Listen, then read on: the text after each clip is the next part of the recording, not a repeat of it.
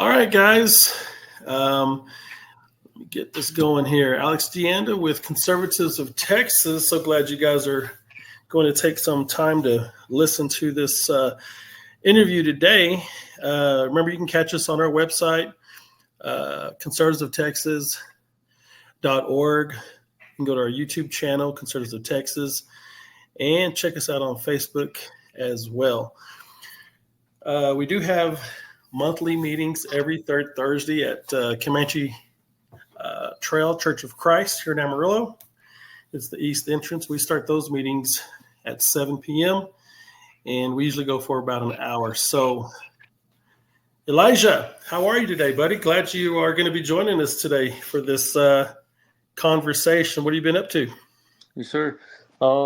Just working and going to school, really. Okay.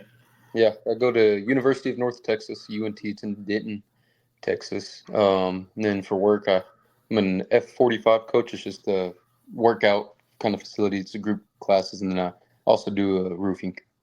Oh, good, man. You're That's staying pretty what I'm busy. up to. Yes, sir. So I've known you almost your entire life. And, I was talking to my sister, and we did a podcast not too long ago.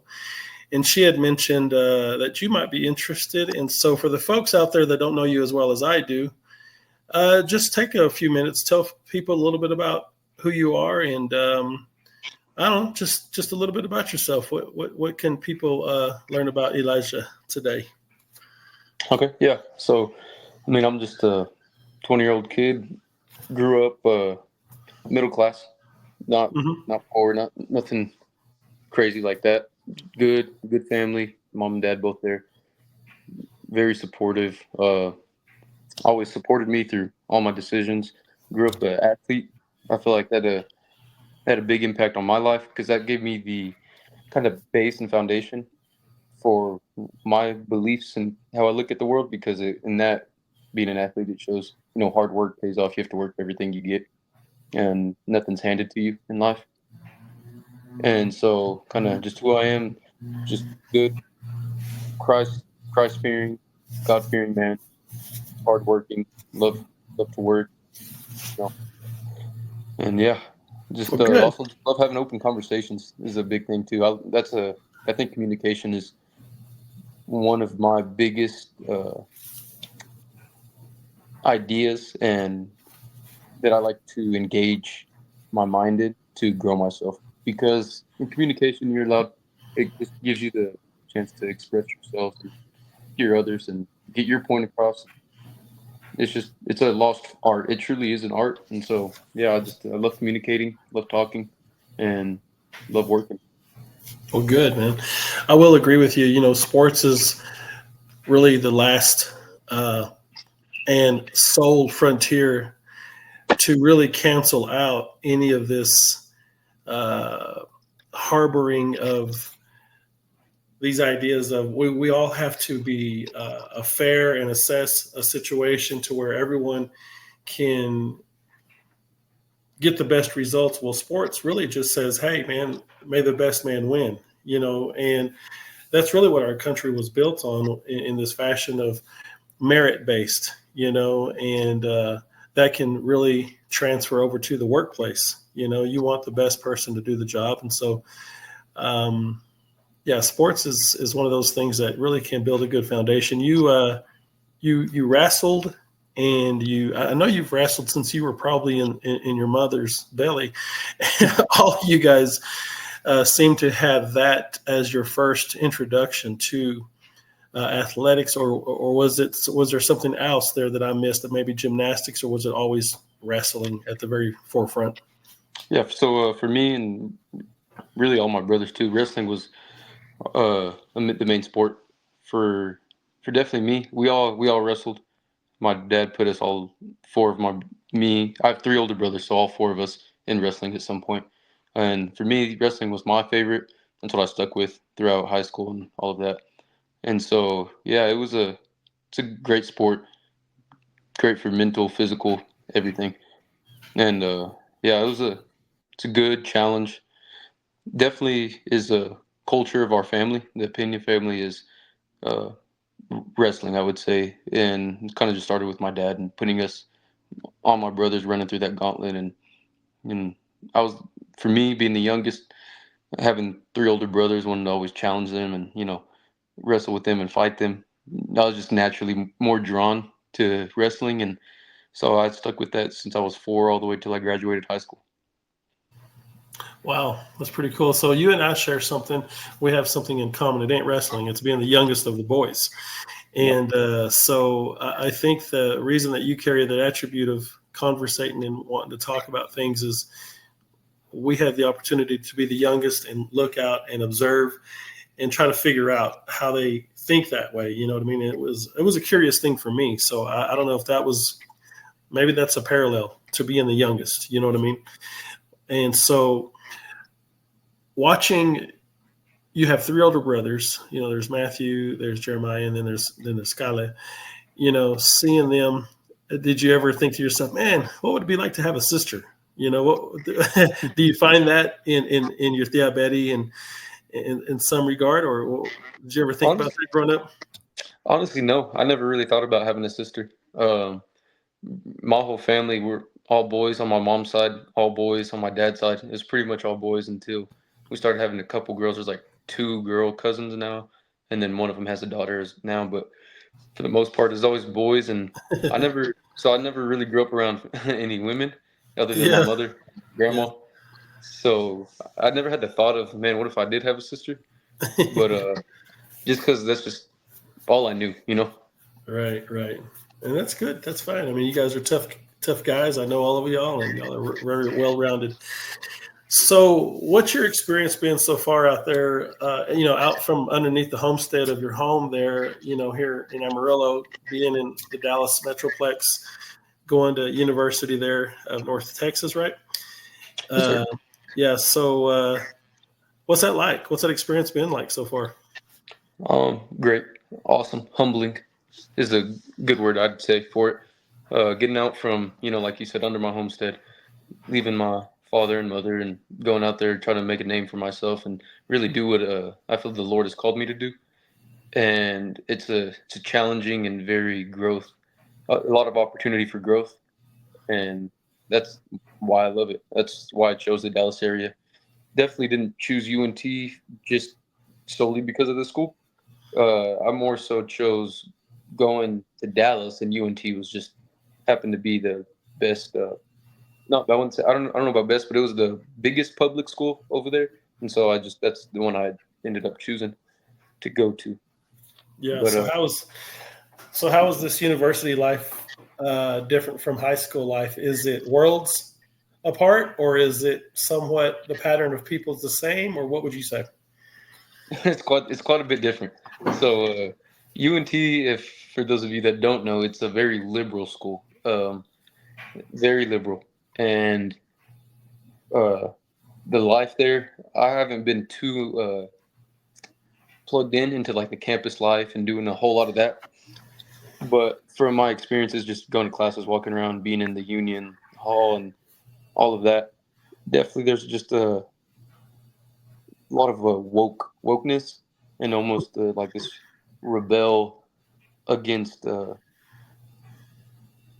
what I would say is the traditional conservative mindset, really, and this almost like they that kind of liberal ideology is Hmm. very prevalent there, and it's you can see it, and it takes advantage of these kids that don't think for themselves, and that just go there and are fresh out from leaving their parents, maybe had a hard upbringing, but they go there and now they just get almost indoctrinated into this ideology and like, oh, this is what everybody else is doing. I want to fit in, and there's a lot of that going on. So just these kids going down that road and buying into all that LGBTQ, just all the left, what they kind of push there. It's very prevalent there for sure.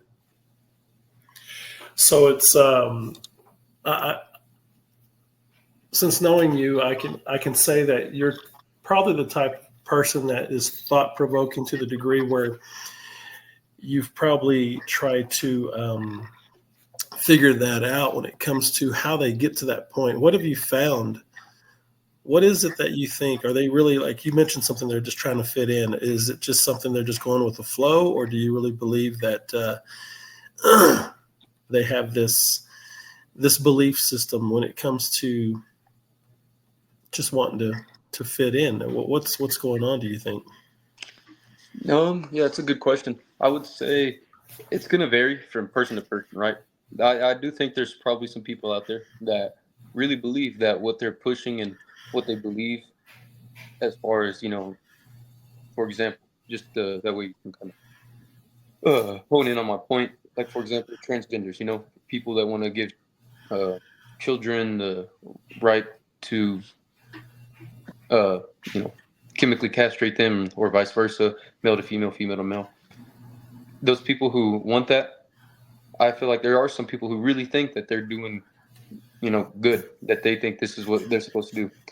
I also think that there's some people that don't really think about it, and they're just, oh, this is what my tribe is doing, this is what my group is doing, and I'm part of it, and so I'm just going to buy into it. And so, to answer your question, I think it's a little bit of both. People that are just going in there, finding community, wanting to fit in, and also people that, are maybe just definitely grew up different, and that's just the way that they were. All their life circumstances led them to have those beliefs, and now they just want to push them, much like most everybody does with their beliefs. They feel like that those are their beliefs, so they feel like they're right, and they want to express them. And so I feel like that's what some of it is. Also, some of it is these people just are don't think for themselves, just kind of that sheep. They go with the flow, follow the flock, and yeah, for that Well, big part of it. Elijah, the way I look at certain things is I try to be uh, I try to be fair to the degree where I'm utilizing logic to the highest extent. And one thing that I look at is, we were brought up believers. You mentioned that you have this sound way of being raised in Christian beliefs, and the Bible says that we shall know them by their fruit. And so, what I look at is the outcomes. And so, when I look at these ideas and these ideologues pushing these certain agendas and whatnot, I always want to look at the outcomes, because if I just solely say, well, I'm a Christian, they're going to just write that off and say, well, that's how you were raised. So I try to look at where I'm at in their frame of thought, and I say, well, what are the outcomes? Why is the suicide rate where it's at? If you're in your circle, 40 years ago, I could see maybe the outside influence being, in this bully type of situation. That was, that wasn't right, the way they were treated way back when. But anymore, in the last 30 years, they have fashioned their own circles. And so we still see these numbers of the suicide rate. And I'm thinking to myself, but you're already in your circle. If anything, you're more celebrity because of your choices. So why are these numbers still so high? And so is that something that you've found? As I know you're just 20 years old, but you still have this logical way of looking at things and going, but it doesn't add up. You know what I mean? Mhm. So it's an interesting situation for sure. Yeah, yeah, definitely. And I think really we could talk all day about why we think what we think, but what I feel true is in my heart is that the biggest reason that a lot of this stuff is running amok is the absence of God. We can talk about, oh, these people, they just had different upbringings, the what you don't know, kind of that aspect of it as well. Like, if they just weren't brought up in the same likeness that me and you were, as far as the Christian beliefs, going to church, whatever, and you could give them that benefit of the doubt and say that, you know they had a different upbringing, so this is kind of what it produced. But at the end of the day, it's the absence of God, and that's what I truly believe. Is because whenever you remove God from it, I mean, now you're just living out your own truths, right? You have no Hmm. uh, you have no frame of reference for your morals. You have Hmm. no convictions. You're only convicted of what you feel like you should be convicted of, or what other people tell you you should be convicted of, which that's not biblical. First of all, you should live under the Lord and His guidance in your life, Hmm. and not of this world. And essentially, once you remove God out of it, it's just all of the world, your fleshly desires, and you just if you're not living for the Lord, it's you're living for the enemy, essentially. And so, whenever you remove God, that's the biggest reason I believe that leftist ideology, why it's on campuses, why it's at UNT, for example, that it's able to be there is because we have removed God from a big part of what America is. Hmm. I hear a lot from the Christian. Some of the Christian groupings these days is they seem to affirm, those things and say, well, you shouldn't judge. Who are you to judge? Only God can judge, and we're supposed to love one another. And we need to, Jesus never said this or he never said that about this certain situation or whatever the case is. I find that interesting because they're kind of judging you they're making a judgment on you in a sense that they're trying to size you up because you're actually trying to be firm in your foundation and how you believe. Hmm. And so I see that quite often. You say these people try to fit in or whatever the case is. I think they're just most people don't like to have this interaction, this conflict, because it starts to really position them as to have to explain why they stand on that position, on that value system.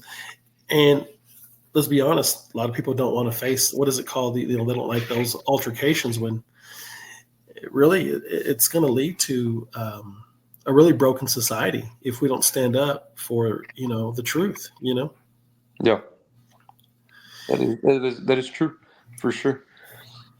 I think that that idea of you shouldn't judge others. I would say, I mean, to an extent, yeah, like the Bible says, you got to pull out the plank in your eye before you call out the speck in another person's eye. But at the same time, I do feel like we're here. We should be able to preach the gospel, preach what we believe as Christians, and so for us to say, "Oh, we shouldn't judge other people," I'd agree with that. But we should also love them enough to call them out on their BS. Simply Right. put. Well, I'll tell you what, growing up, I would always hear this term, you're a Bible thumper. And if anything, you look at the world, that's a world thumper because we're put under all this pressure, constantly with commercials, ads, TVs, programming. I'm thinking to myself, I think you got it wrong. I think y'all are world pressure thumpers. You know what I mean? Uh, we practice our faith once a week. Some churches, like myself, we go twice a week. We go on Wednesday and Sunday, but we're under attack constantly by the world's value system. You know, it's almost being berated anymore. And when you don't go along, you're looked at as being ostracized. To me, that seems pretty aggressive and pretty judgmental, wouldn't you say that? I mean, wouldn't you agree? I mean, they're being very judgmental. Yeah, yeah, that's a great point. I haven't thought about that. I like that, and I would agree with you on that because whenever like think about with just the state of this world, whenever you don't fit in, like you just said, you are ostracized. Yeah, everyone looks at you like you don't buy into this. Like, why aren't you doing this? And it's like, well, I don't want to, and or just it's against my beliefs, whatever the reason is. And then they do kind of exile you in a way, Yeah, socially or whatever it may be. And so, yeah, as far as that worldly pressure, like you put it, that is a very real thing. And so, whenever you stand out as a believer, or just as being who you are, if you stand out and maybe you go against the grain of what the world says you should do, you are judged for sure. Yeah, I would agree with that. definitely. So you're 20 years old. When I was young, there was a show called Forrest Gump. You remember Hmm. hearing about Forrest Gump?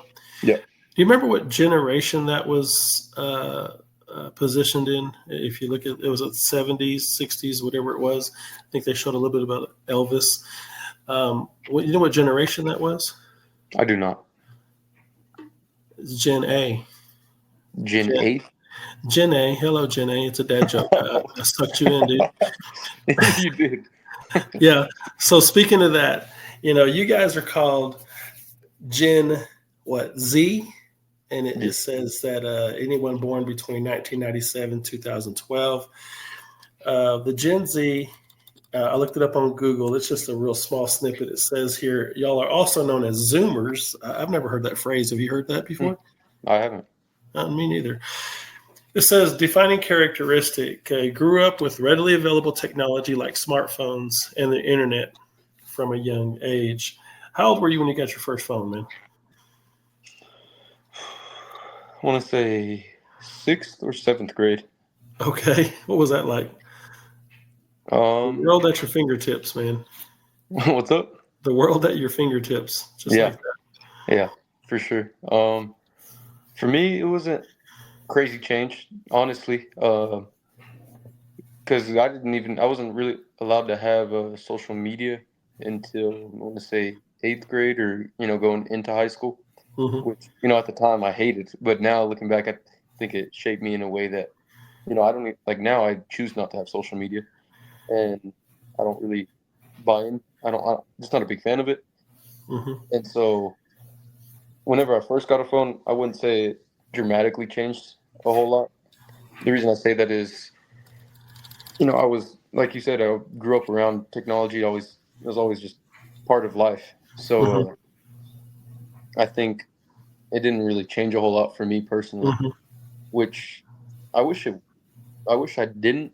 To be honest, I wish I would have been able to grow up in an era where that technology, um, social media, all of that wasn't a big part of society and social life growing up.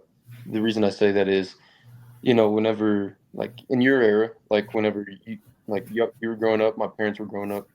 You just go out, you knock on the neighbor's door, you say, "Hey, can little Johnny come out to play?"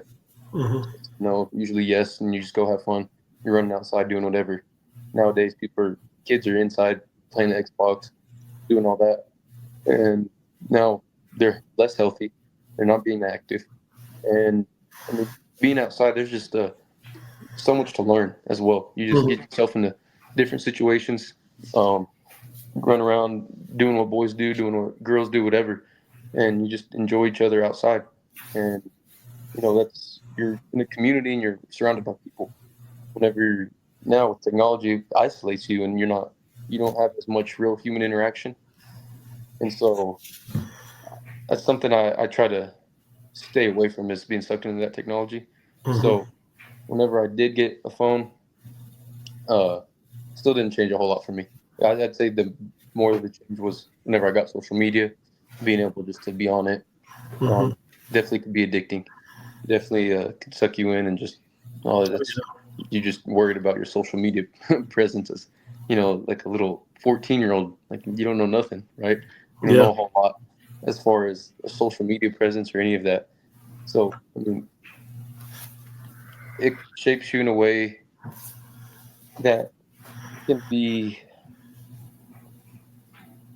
negative for sure. For me, I feel like in a way it was negative, because then I would care about, oh, like, how am I being viewed here? Or how am I going to look on social media? And that's just not a healthy way to look at things.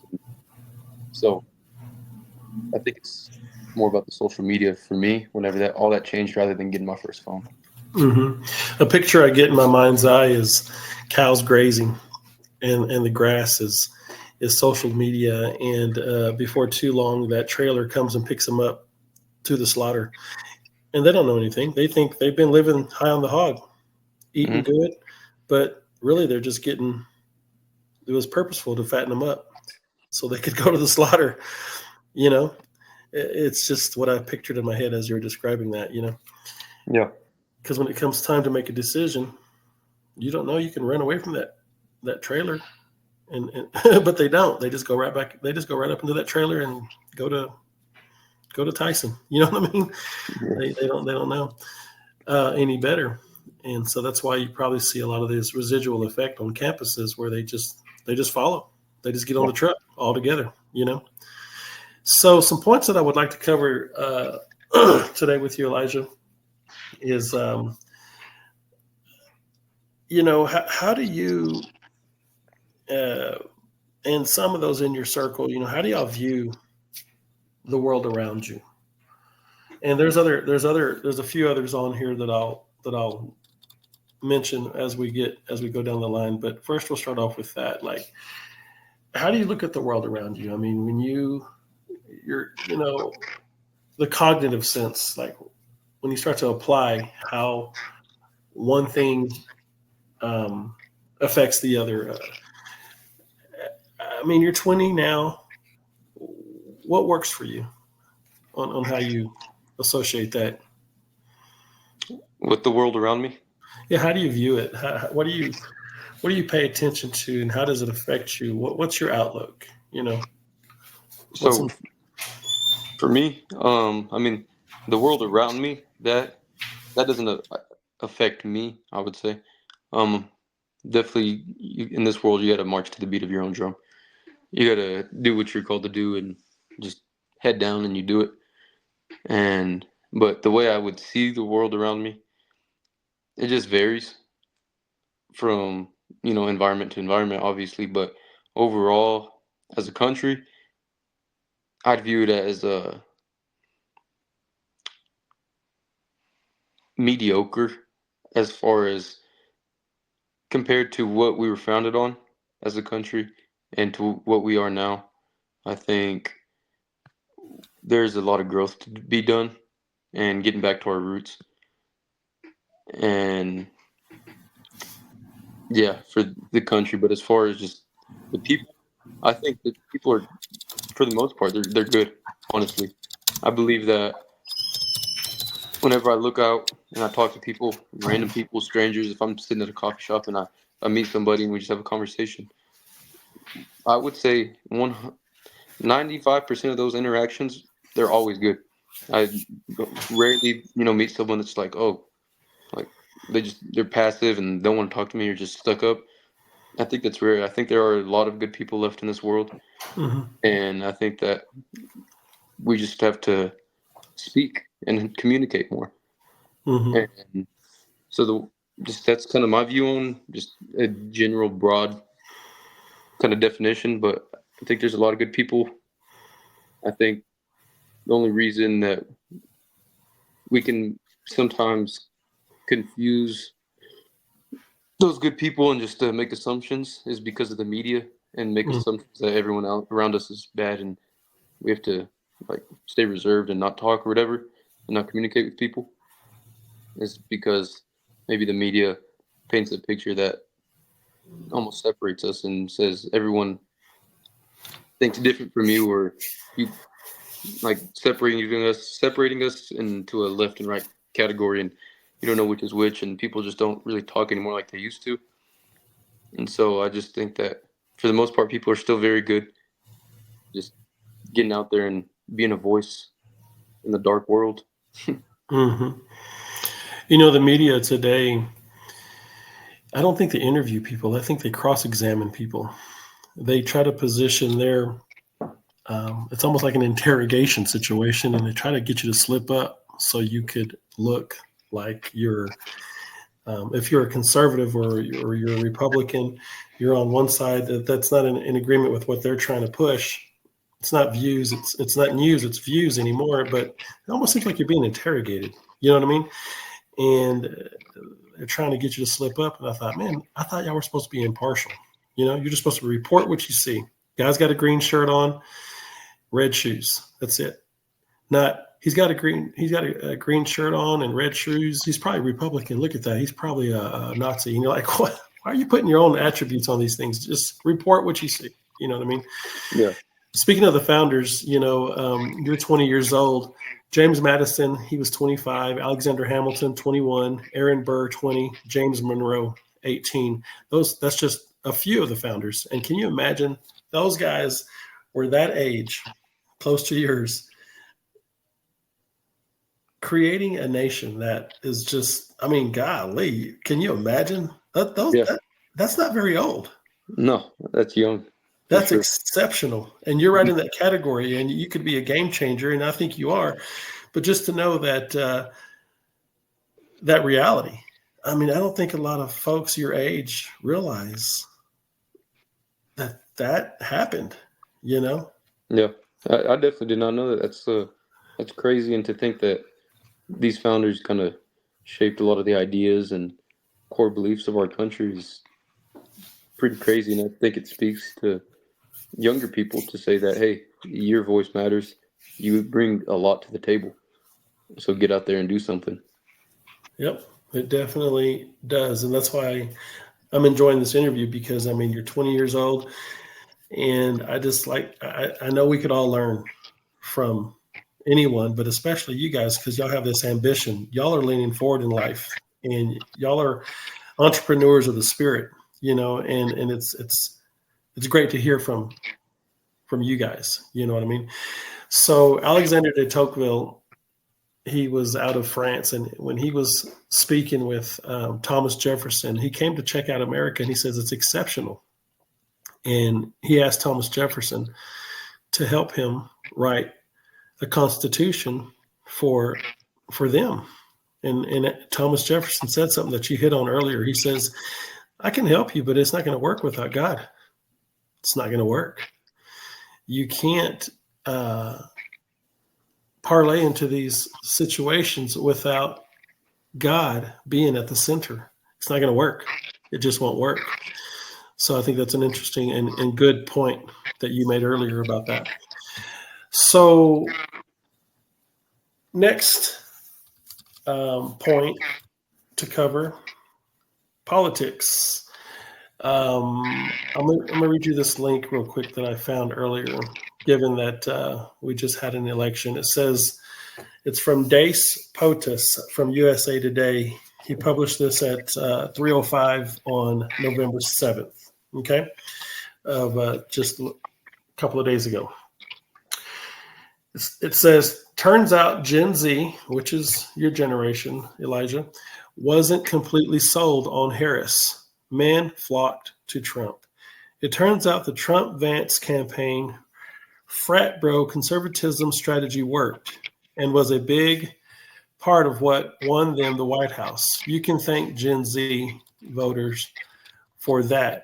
It goes on to say, against all expectations, Donald Trump won his second term in office. It's a victory he can thank in part Gen Z man for.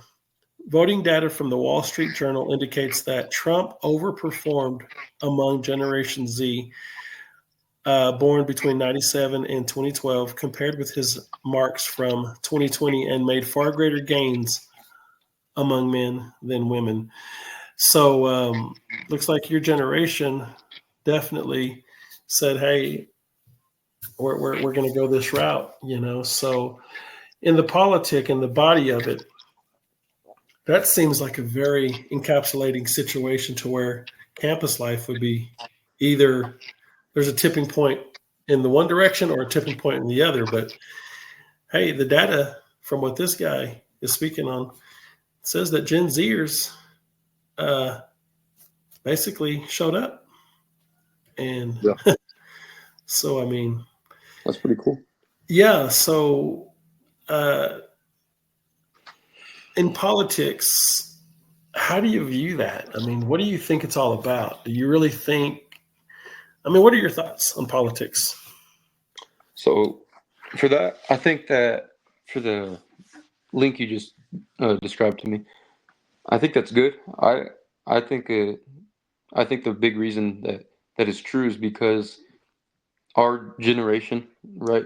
It is a lot of going against kind of what the authorities almost. It sounds not as far as just completely rebellious, but questioning things.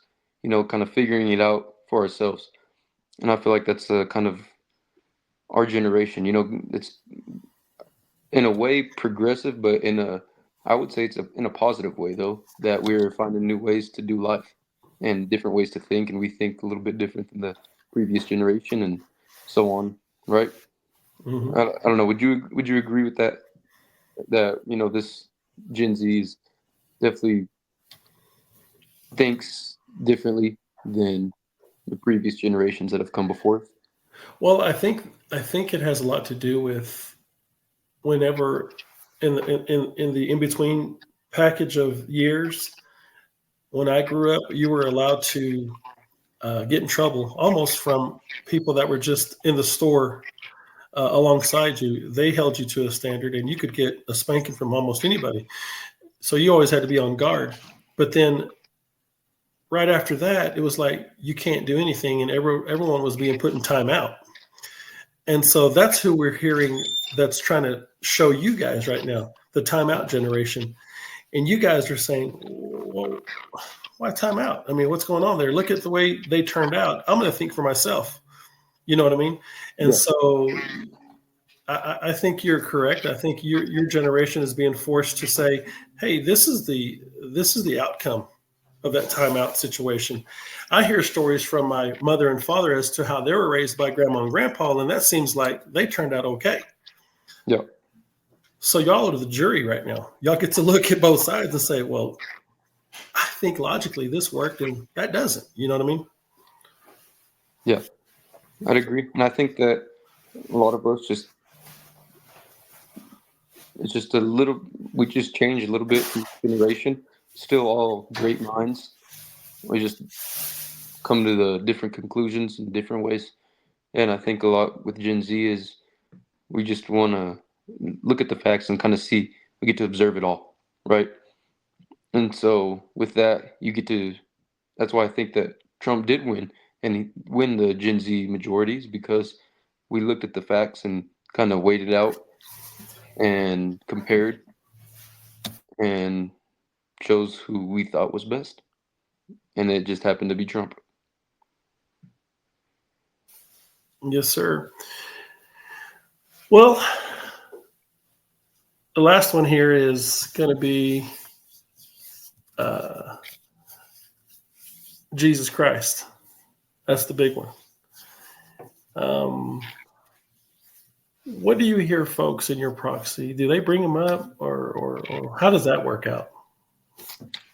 In in what environments? Just in your circle, like not necessarily people that you know, just in places you go that that have other 20-year-olds in that packet, and maybe in some regard, people in your circle. Yeah, how is he? How is he? What's the take on that? So for Jesus Christ, so me living in Dallas right now, I live with my aunt and uncle, and they're big believers. And so that's a great environment for me. I love it. Uh, we all love God, chasing after Him, and have great talks about the Lord, the Bible, everything. So as far as that environment, it's great. It's a very Christ-centered household that I get to be a part of for the time being. So it's awesome. Now for work, at both my works, I'm the youngest guy there, and I think like uh, the next person up is going to be like 32, and I'm 20, so it's a 12-year gap. It's a pretty large margin, and so most of those people they're pretty they're pretty spiritual. They follow Christ, and they're good God fearing men and women, and so in those environments though, I would say it's more just getting to work, less about uh, doing a whole lot of conversing whenever it gets to work, when it comes time to do that. Which I mean, like every other job, you show up to do work, and but whenever we do have those times to kind of catch up, talk to each other, uh, definitely it's a good environment.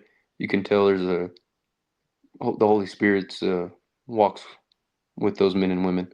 So I enjoy being surrounded by that. Being on the roofing side, though, traveling to different job sites, you get to see and talk to a lot of different people, mostly Hispanics. And I like talking to them, hearing their perspective, and uh, there's some of them they're religious, mostly Catholic, if they are religious, but some of them aren't, and so it's cool to be able to talk to them. I haven't done a huge job, big thing of making that a Christ-centered conversation, which I could definitely do a better job, but it is still cool to be able to talk to them and just make them feel heard. And and I think that in a way, I live my life unto Christ, and I believe that at times whenever we're just talking and communicating, the Holy Spirit still shines through me, and so maybe he still was able to. I'm sure he was able to still convict them or poke at their hearts. But so it's cool in all the different environments that just looking back and thinking about it and examining it and dissecting it, you can see Christ is in those places for sure. Now with school, it's a little bit less, right? Because like I said, it's a liberal school. There's not a whole lot of Christ-centered discussions there for sure. What is cool though is there's you get the people that come onto campus and they're holding the you know dedicate your life to Jesus Christ signs and all of that, and so it's pretty cool to see those people out there evangelizing and just trying to speak. And so you do see some of it on the campuses, but for the most part, the student life, um, I wouldn't say it's super uh, Christ centered. Right. Well, Elijah, look, I definitely want to do another interview with you. I think um, this is just we're just barely scratching the surface on what we could talk about. You know what I mean? With things happening all the time, every day, current events. I really believe that your perspective and your lean in life can really contribute to a lot of potential for others out there that are around your age that are going to be listening, because you cause people to settle in their spirit to the degree where you're you're different in so many ways because you're processed in your mind and your way of thinking, and so that's good. I really do appreciate you taking some time out of your Saturday to speak with me on this. Um, I think that you have a really good future ahead of you. So I really want to say thank you so much from Conservatives of Texas. And I told you the other day, I said the time's going to go really quick, and we're already at almost 45 minutes. And so there's so much more I want to talk about with you. But I want to be considerate of your time as well. So I'll be reaching out to you. We'll figure some more time to do this. And yeah, it's been a pleasure. Awesome. Yeah, sounds good. Thank you for having me. Thank you for your flowers you gave me, and I mean, thank you as well for doing this and making it biblically based. And I took a look at your website, saw what's the verse you had? Was it Psalms?